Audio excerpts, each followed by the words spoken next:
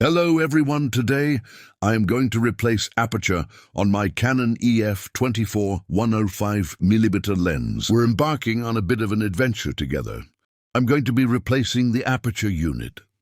This is my very first time diving into the intricate world of camera lens repair.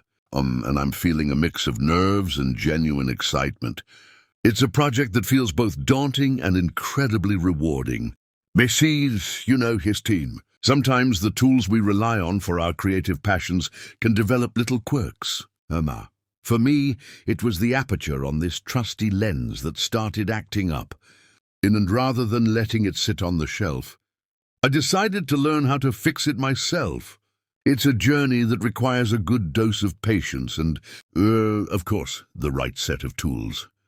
As we get started, you'll see that it's not an overwhelmingly complicated process, but it definitely demands your full attention. The key is to really focus on those tiny screws and delicate parts. It's like putting together a miniature, high-precision puzzle. The goal is to ensure that every single piece finds its way back into its rightful place, but in the correct order, and so that our lens can perform beautifully once again. The Canon EF 24-105mm is such a versatile lens, or isn't it? It's been with me through so many moments, capturing everything from sweeping landscapes to intimate portraits. When it started to falter, I felt a pang of concern. But instead of immediately seeking professional help, I thought, why not try to understand what's going on inside? That this is where the learning truly begins. Before we even touch a screwdriver, it's crucial to have a clear workspace. Think of it as setting the stage for a delicate operation. You want good lighting, a clean surface, and absolutely no distractions.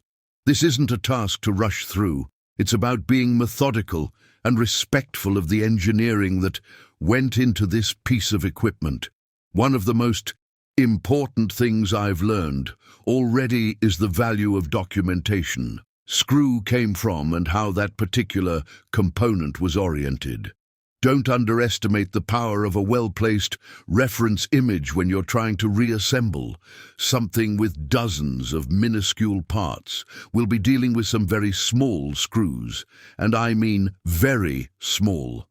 Using a magnetic tip screwdriver is a game changer here. It helps prevent those heart-stopping moments when a screw decides to take a leap into the unknown.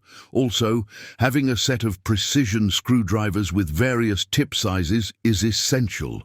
You don't want to strip a screw head because you were using the wrong tool. As we begin to take the lens apart, you'll notice the layers of complexity. It's a testament to the ingenuity of optical engineers. Each component has a specific purpose, and they all work in harmony to create the images we love. Our task is to carefully navigate through these layers, identifying the aperture unit and understanding how it's integrated. The aperture is essentially the iris of the lens, controlling how much light enters the camera and influencing depth of field. When it malfunctions, it can lead to inconsistent exposures or even a complete inability to adjust the f-stop. Replacing it means restoring that vital control.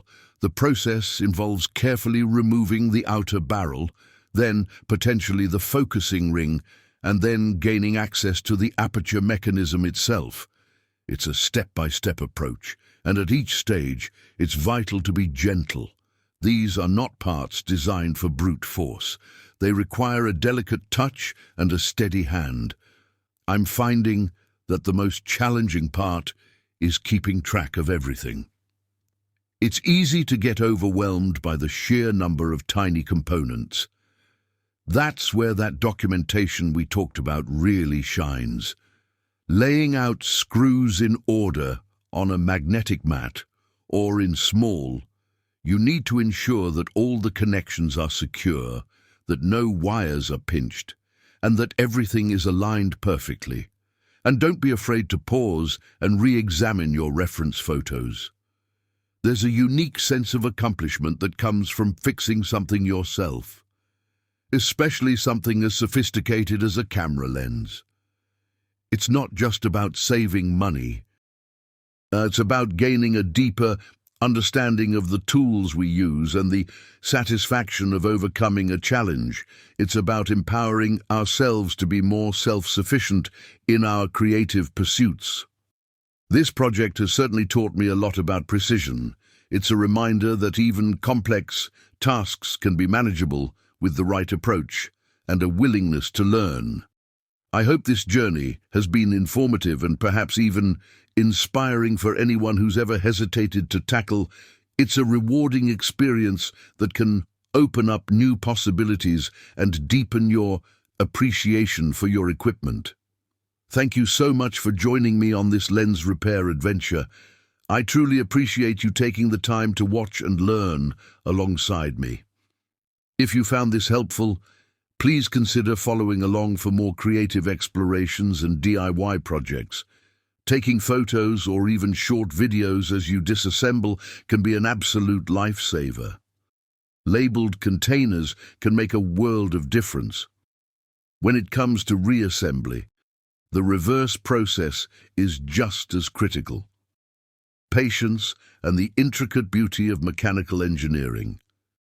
It's your visual roadmap. Your reminder of where each tiny. This is where patience truly becomes your best friend. Take your time, double-check your work,